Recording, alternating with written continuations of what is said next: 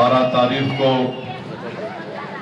जब जलसा हुआ मजलिस का अन्नाराव पाटिल साहब की सदारत में, तो उस जलसे में मैंने अपनी तकरीर के दौरान ज्यादा सियासी बात नहीं की, कोई पॉलिटिकल बात नहीं की। अब मुझे जब यहाँ दोबारा आया तो मुझे बताया गया कि कांग्रेस के लोगों ने कह दिया कि देखो ओवैसी ने कोई पॉलिटिकल बात नहीं की, इसलिए कि वो हमसे मिल लिया। मेरे भाई, मैं ये कांग्रेस के पापियों से कहना चाह रहा हूं, तुम इतने बड़े पापी हो कि तुम्हारे पापों का घड़ा भर गया था, इसलिए तुमसे बड़ा नरेंद्र मोदी को इख्तियार मिल गया।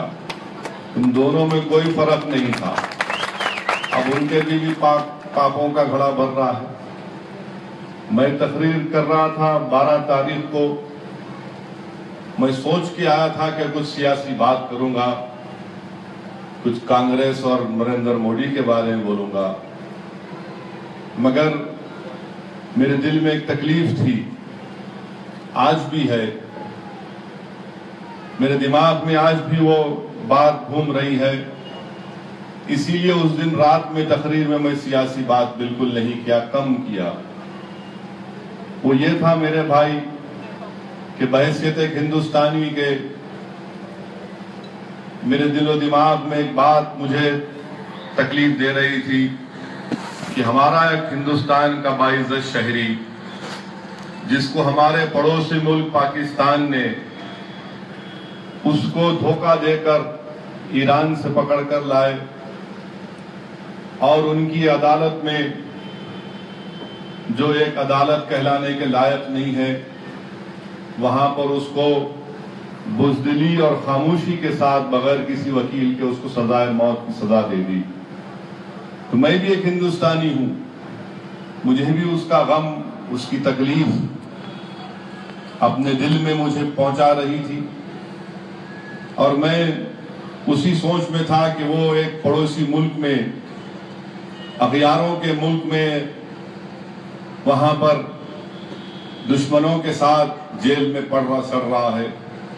इसीलिए वही सोच और फिक्र मेरे दिमाग में थी।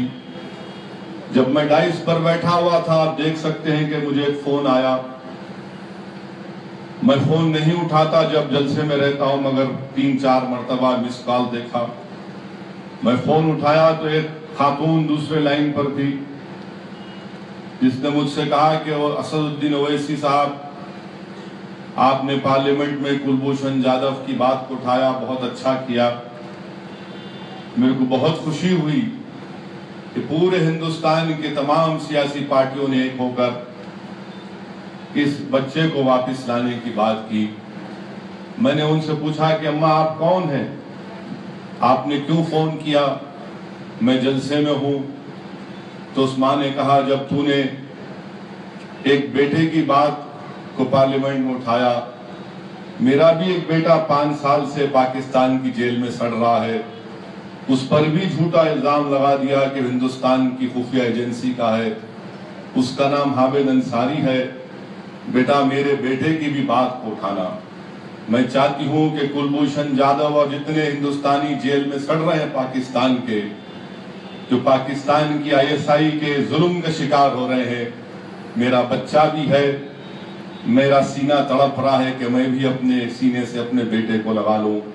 तुम हामिद अंसारी की भी बात उठाना। ये दोनों चीजें मेरे दिल पर बहुत असर कर गई और इसीलिए मैंने उन तकलीफ को, उन जज्बात को अपनी जबान पर लाकर लातूर की आवाम के सामने रखा और ये नहीं देखा कि एक इंतखाबी जलसा है, मुझे वोट का मुतालबा करना है, अपनी पार्टी के कैंडिडेट्स की कामयाबी के लिए कहना है। मैं आज भी कह रहा हूं कि एक हिंदुस्तानी को वापस लाना इन तमाम इलेक्शन से बढ़कर है। इलेक्शन आएंगे, चले जाएंगे मेरे भाई, मगर हमारा वतन का जो हमारा बेटा जो एक पड़ोसी मुल्क के जुल्म का शिकार हो रहा है, थोड़ी देर के लिए हमको उसके गम को भी समझना है, उनके खानदान के गम को समझना है कि कोई अगर माँ कह रही है कि 5 साल से मैं तड़प रही हूं अपने बेटे को सीने से लगाने के लिए, अगर कोई ये खानदान अपने जज्बात को और उनकी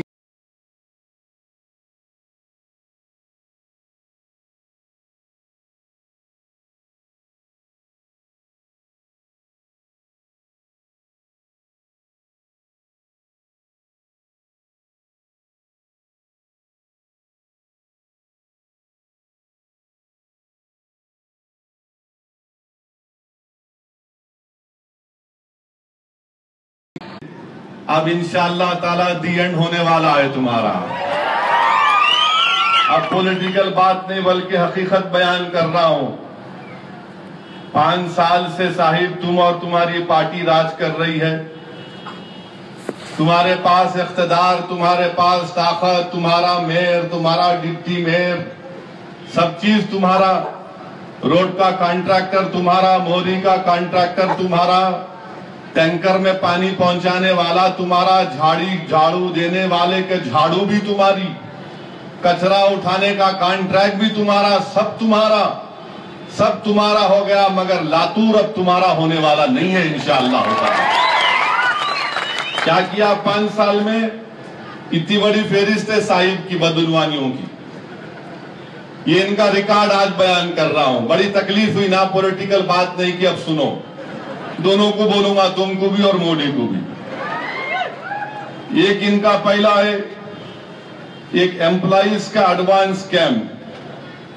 क्या है कि लातूर की बल्दिया में ये जो कांग्रेस के और दूसरे पार्टी के कारपोरेटर थे, दार्जिलिंग गए। इनको तौफीक न हुई लातूर के गलियों में जाकर गरीब की तकलीफ को देखे कि नालियां खुली हैं, गंदा पानी घर में घुस रहा है, पीने का पानी नहीं है। मोटर लगा रहे तो किसी एक के घर में पानी आया तो दूसरे के घर में पानी जीरो हो गया। मगर पूरे कारपोरेटर क्या किए? दार्जिलिंग भी चले गए। वाह वाह वाह साहिब, माशाअल्लाह। दार्जिलिंग स्टडी टूर को गए, पैसा निकाल लिए बगैर इजाजत के। क्या करे? बगैर इजाजत के पैसा निकाल लिए। अरे बताओ कांग्रेसियों और दूसरी पार्टी के कारपोरेटर, दार्जिलिंग में जाकर तुम क्या सीखते लातूर को अच्छा करने का? वो दार्जिलिंग बंगाल में एक पहाड़ी इलाका, ये लातूर की सल्लाख जमीन, यहां पर बारिश नहीं हुई तो पानी ट्रेन से लाया गया। इन्हों दार्जिलिंग गए।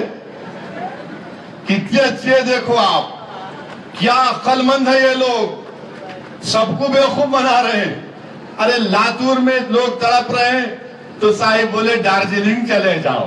हाय तेरा दार्जिलिंग डार्लिंग, तू बहुत कर लिया। अब तुझे दार्जिलिंग में नहीं जाना पड़ेगा, बल्कि तुम्हारा करप्शन का जब इंक्वायरी होगी तो तुमको जेल को जाना पड़ेगा और तुम सोचोगे कि अच्छा होता मैं दार्जिलिंग भाग गया। नहीं, अब तुम नहीं भाग सकते।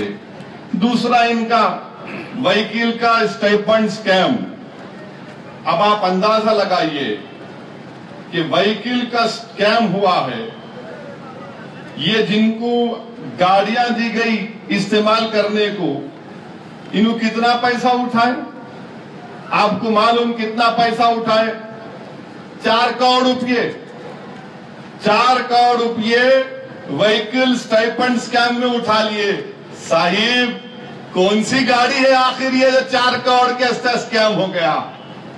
बताओ कांग्रेसियों, ये 4 करोड़ का व्हीकल स्कैम किसने किया? तो इनको नहीं बता सकेंगे। बोलेंगे नहीं, ओवैसी आया बीजेपी को जिताने के लिए।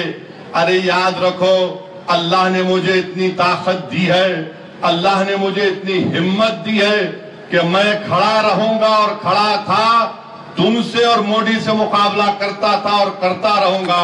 मगर ये मत बोलो, अगर मेरी आवाज पहुंच रही है तो रिकॉर्ड करके सुनाना जाके साहिब को कि एक दीवाना आके ऐसा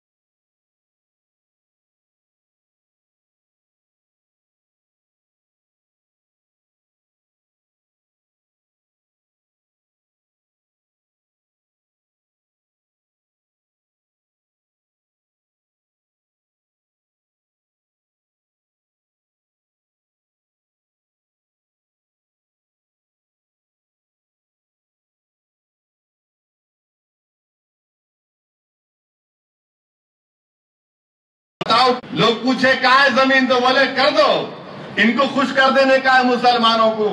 मुसलमानों को खाली शादी खाना बोलो, हमारे पास उनके गुलाम है। वाह वाह साहब, क्या बोले साहब, वाह शादी खाना। अरे बेवकूफ, बाप नहीं बनाए अब बेटा बनाता। शादी खाना, वाह साहब वाह। अरे क्या मुशायरा हो रहा, वाह वाह वाह वाह बोलने को। शादी खाना गायब हो गया, शादी खाना आता नहीं। अगर वो शादी खाना बन जाता तो अब तक जिसकी शादी उस वक्त में होती उसको अब तक बच्चे हो जाते, बच्चों की शादी होती, मगर शादी खाना बन रहा। राजीव गांधी चौक से बाबलगांव रोड डिवाइडर में कितना 68 लाख के पेड़ लगाए गए, एक भी झाड़ नहीं है वहां पे। क्या झाड़ लगा?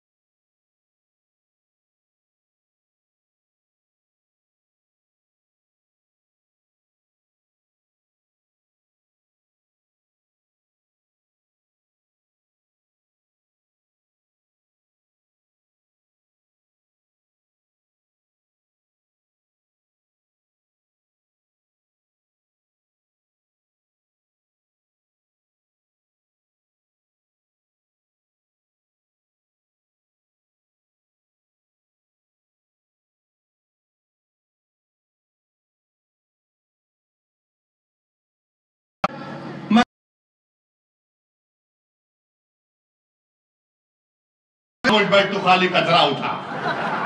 मेरे साहिब अब कचरा तुमको उठाना पड़ेगा इंशाअल्लाह ताला।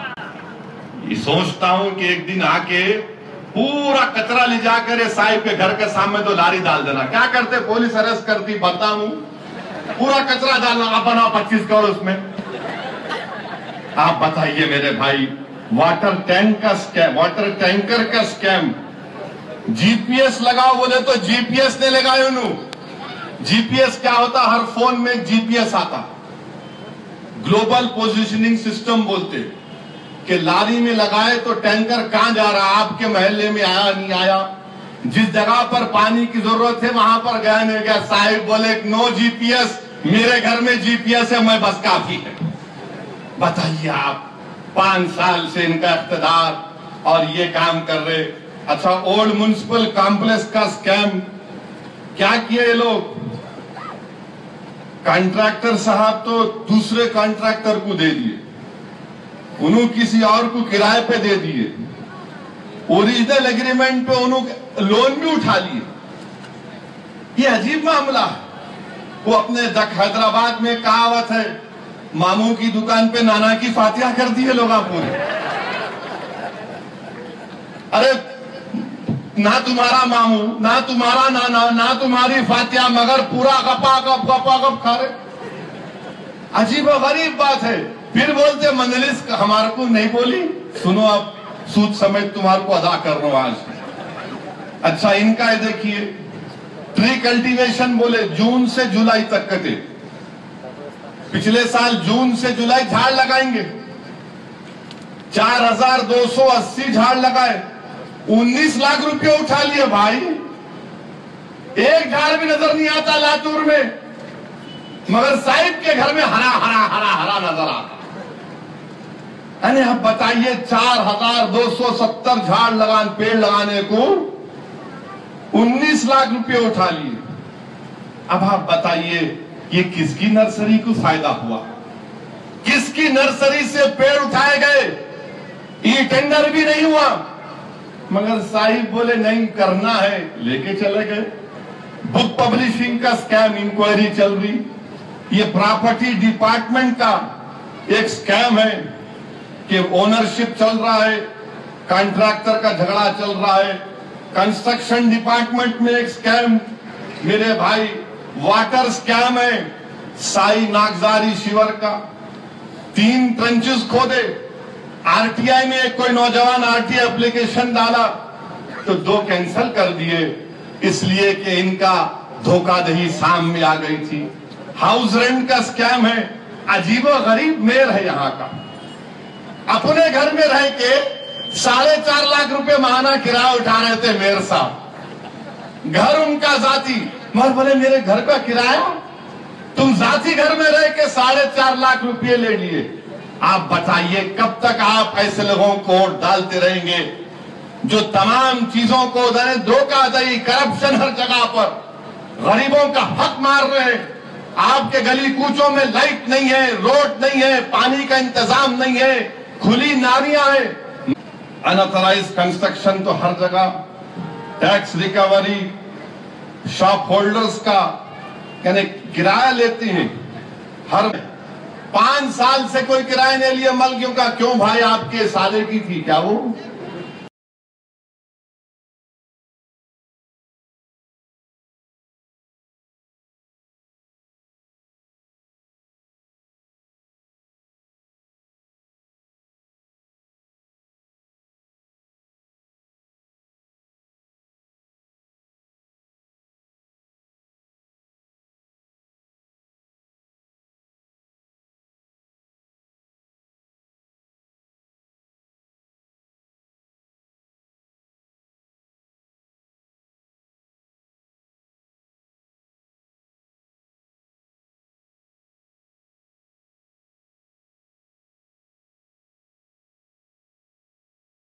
शर्म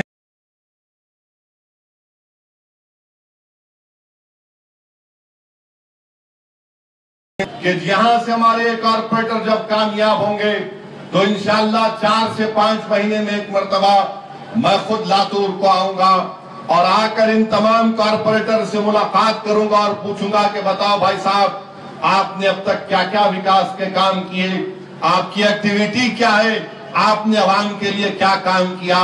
आपसे अपील कर रहा हूं कि आप मजलिस पार्टी का और महाराष्ट्र विकास आघाड़ी के जो कैंडिडेट हैं अन्ना राव साहब पाटिल की क़ियादत में जो हम इलेक्शन लड़ रहे हैं, आप उसमें कामयाब करें, अपने वोट को जाय होने ना दें। क्योंकि मैंने 13 तारीख के दिन 3-4 वार्ड में करीब 2.5-3 घंटे का पैदल दौरा किया।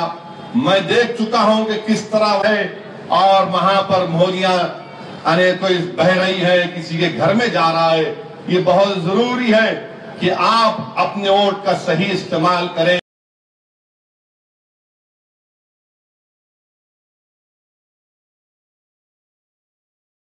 जैसा कि अभी ने अपनी तकरीर में कहा कि देखा आपने कि शिवसेना के साथ कांग्रेस ने अलायंस किया और अपने चेयरमैन और वाइस चेयरमैन को बना दिया। उस वक्त सेकुलरिज्म याद नहीं आया। आपने देखा कि बीजेपी और चेयरमैन को बना दिया, उस वक्त इनको सेकुलरिज्म याद नहीं आया। मैं आपके दरमियान में खड़े होकर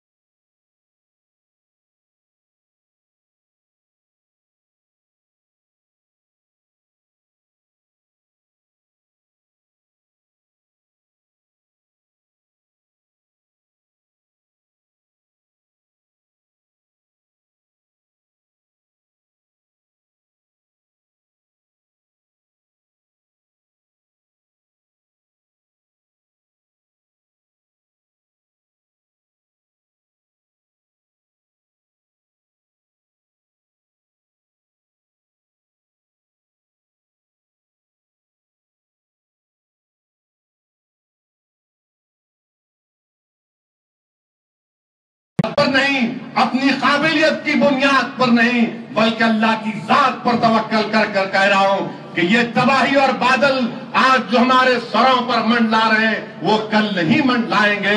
हमारे मुस्तकबिल का सूरज निकलेगा।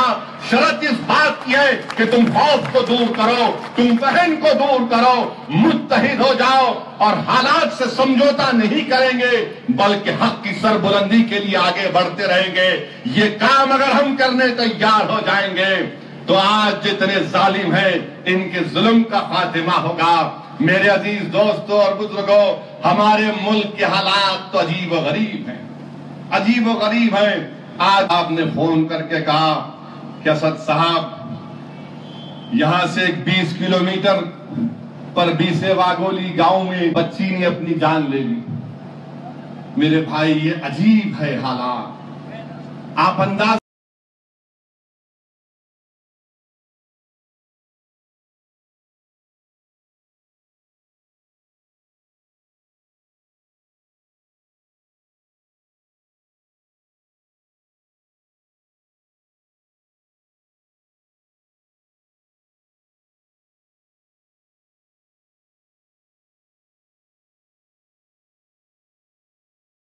डोली नहीं निकली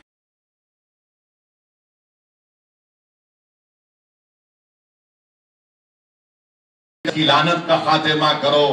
याद रखो, अगर आज तुम अपने बेटे की शादी के लिए किसी गरीब की बेटी से जहेज ले रहे होगे तो कल तुम्हारे बेटे को बेटी होगी तो क्या करोगे? अगर आज कोई माँ अपने बेटे के लिए जहेज ले रही है तो याद रखो तुम्हारी बेटी की भी डोली उठना है। आज ये जहेज की लानत एक कैंसर बन चुकी हमारे मुल्क में जो गरीबों को खा रही है।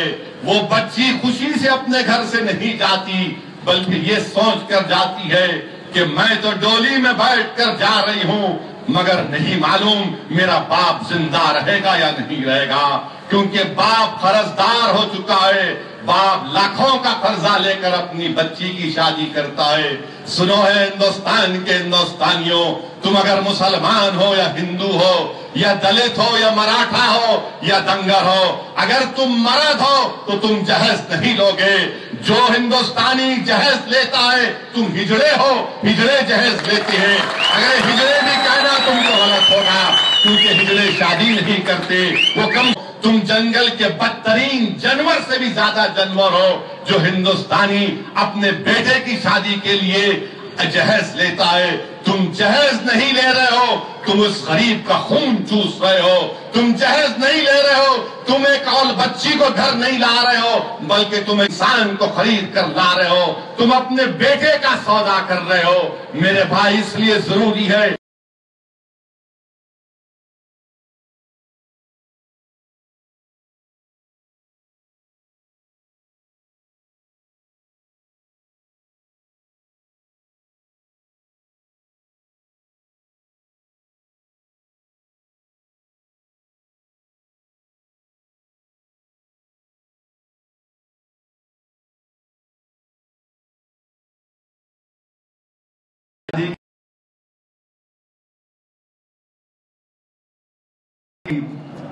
कहां से खिलाएगा?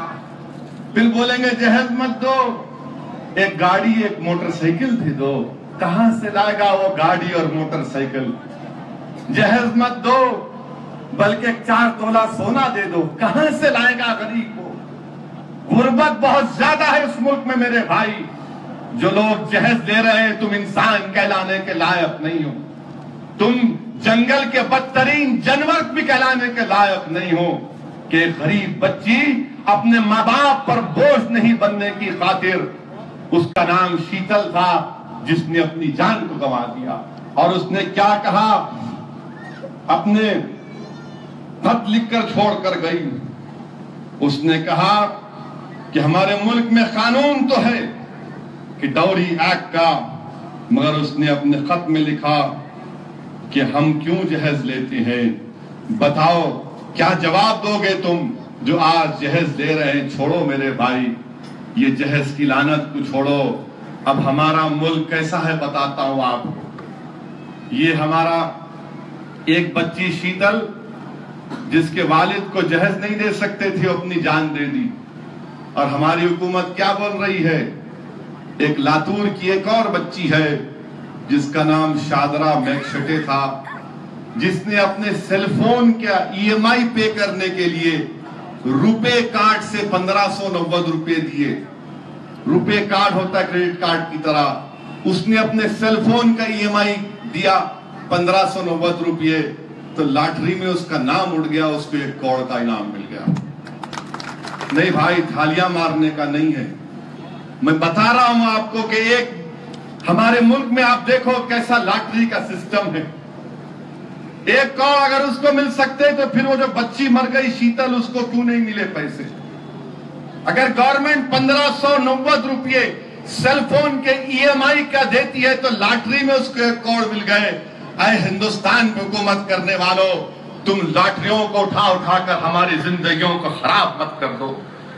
हम लॉटरी नहीं, हम इंसान हैं, हम इंसान हैं, तुम लॉटरी मत समझो हमको।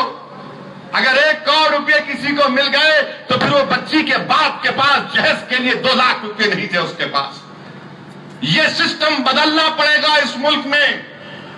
लॉटरी उठ गई 1 करोड़, जिसकी लॉटरी नहीं उठी उसकी बेटी को बोली में कूद कर अपनी जान। ये लॉटरी का सिस्टम खत्म होना पड़ेगा। इस मुल्क में इंसान की जिंदगी की अहमियत को समझने की जरूरत है। मगर हमारे पास क्या हो रहा है कि एक सेल फोन के ईएमआई के लिए एक बच्ची ने सिर्फ 1590 रुपये दिए, उसको 1 करोड़ का लॉटरी का इनाम मिल गया। और वही बीसे वागोली गांव की शीतल हमारी बहन, अपने पास जहेज नहीं था उसके बाप के पास, तो कहा मैं जान दे दूं। ये नाइंसाफी नहीं है तो क्या है बताइए आप? बताइए मिस्टर मोदी, इस नाइंसाफी का आप कैसे खात्मा करेंगे? बहुत बोल दिया P2 G2, ये P2 G2 छोड़ो, इंसान की जान को बचाओ। हर बात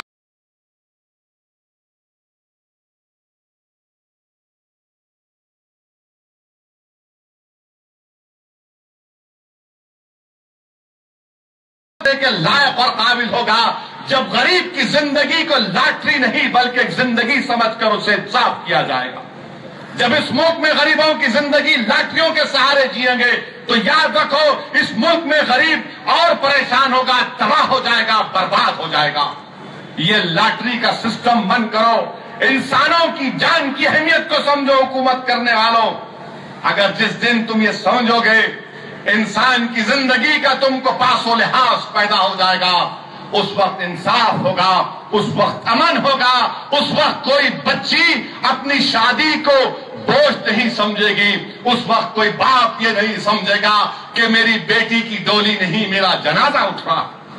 इसीलिए मेरे अजीज दोस्तों और बुजुर्गों, ये माशरे की बुराइयों का खात्मा करना जरूरी है। ये सोसाइटी के ईवल्स हैं। हमने कानून तो बना दिया डाउरी एक्ट के खिलाफ, मगर कहां तक इंप्लीमेंटेशन हुआ? हमारे वजीर आजम बोलते हैं कि मैं मुस्लिम औरतों के साथ हूं, ट्रिपल तलाक खत्म होना चाहिए। मिस्टर प्राइम मिनिस्टर, अब आप सुनो, आपके सामने चंद बातें रख रहा हूं। कल ओडिशा में तकरीर किए हिंदुस्तान के वजीर आजम, आजकल मित्रों बोलना छोड़ दिए, बहुत लोग उनका मजाक उड़ा रहे थे, अब भाइयों बहनों बोलना शुरू कर दिया। ठीक है हिंदुस्तान के वजीर आजम, सुनो हिंदुस्तान की बहनों की दास्तान तुमको सुनाता हूं। ये मेरे अल्फाज नहीं है, हिंदुस्तान के वजीर आजम 2011 का सेंसस है, C3 टेबल है, उसके नीचे लिखा हुआ है marital status bye religion, community and sex.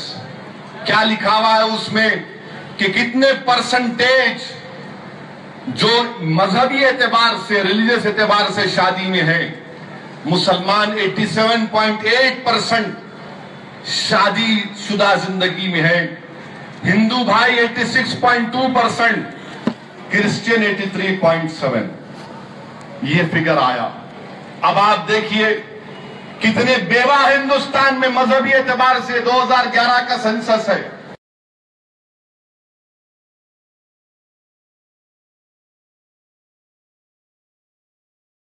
बताओ कौन कम्युनिज्म कर रहा है? आप मुझे बताओ। मुझे बोलते ना रहे, ओवैसी आया तो भड़काऊ भाषण करेगा, ये ओवैसी आएगा तो हिंदुओं के खिलाफ बोलेगा।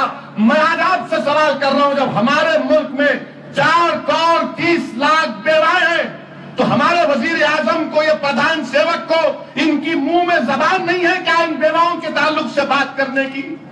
और हम कैसा ट्रीट करते हमारे बेवाओं को? घर में अगर कोई बच्ची बेवा हो गई तो उसके शौहर का खानदान कहता है निकल, मेरा बेटा मर गया, तू घर में नहीं रहेगी। उसका बाप कहता है कि मैं क्या करूं, मैंने तेरी शादी कर दी, जहेज कर्जे में डूब गया। वो बेवा क्या करेगी बताओ? हमारे मुल्क में 4 करोड़ 30 लाख खवातीन बेवाएं हैं, विडो हैं, मगर वजीर आजम की जबान पर अल्फाज नहीं आते और सिर्फ आते हैं तो मुस्लिम औरतें ट्रिपल तलाक। हिंदुस्तान के वजीर आजम, काश तुम एक 200 करोड़ की स्कीम का ऐलान कर देते हिंदुस्तान की बेवा औरतों के लिए, जिसमें मुसलमान भी है, हिंदू भी है, क्रिश्चियन भी है, कि महाना इन बेवाओं को हम क्या देंगे। विडो पेंशन मिलता है, क्या मिलता है? 800 रुपये। 800 रुपये में न दाल आती न चावल आता, मगर वजीर आजम इसकी बात नहीं करेंगे।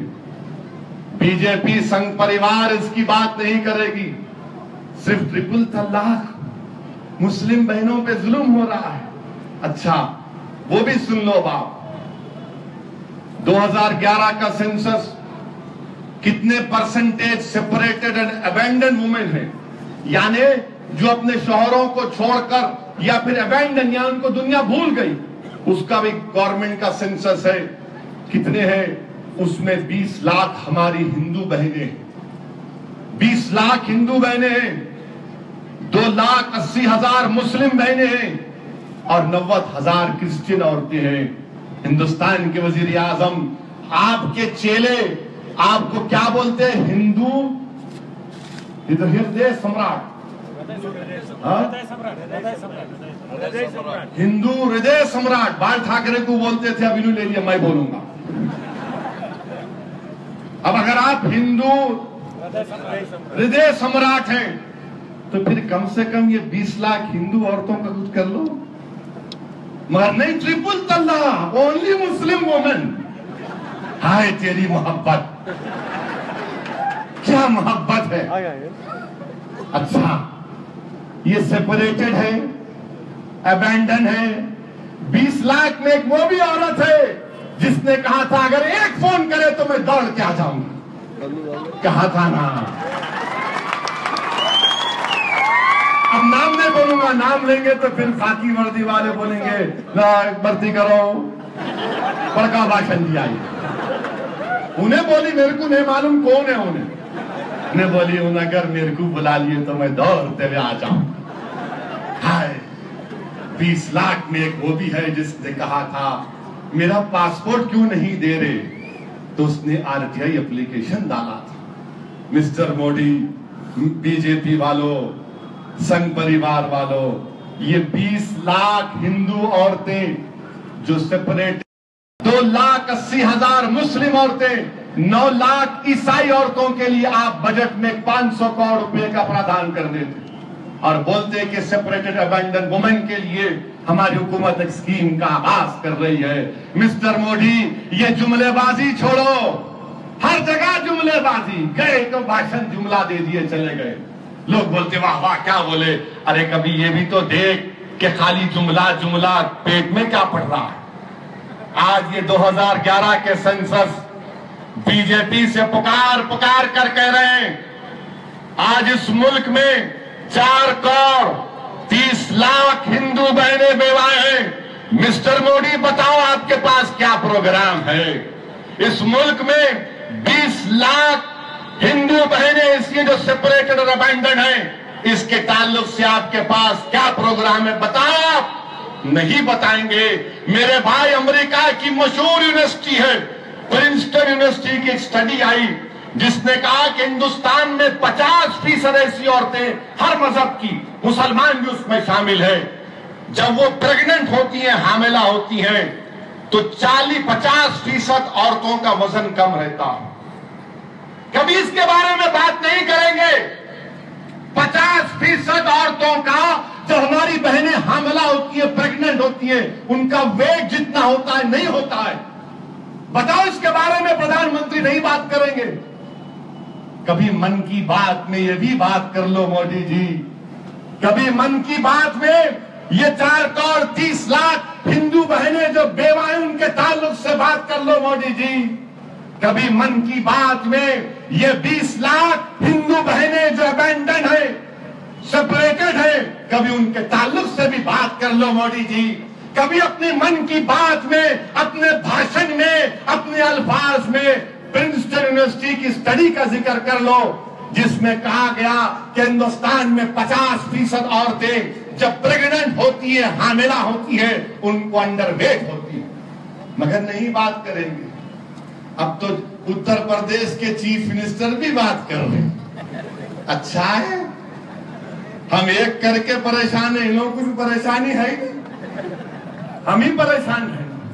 मेरे अजीज दोस्तों और बुजुर्गों, ये हालात हमारे मुल्क के हो चुके हैं। मैं आपसे सिर्फ यही गुजारिश कर रहा हूं कि सेकुलरिज्म और कम्युनिज्म की बहस है, उसको समझो आप। जब तक आप कांग्रेस को वोट डालते थे तो आप दूध के धुले हुए थे। जब एक असदुद्दीन ओवैसी और मंजलिस आ गई और एक मुतबादिल के तौर पर, एक ऑल्टरनेटिव के तौर पर आपके सामने पेश किया, तो मुझ पर इल्जाम लगा दिया गया। मुझ पर क्या क्या इल्जाम नहीं लगाते, क्या क्या नहीं कहते। अरे जब किसी को फांसी देने की बात आई, सबकी जबानें बंद थी, मैंने अपनी जबान को हिलाया, उस वक्त तुम खामोश।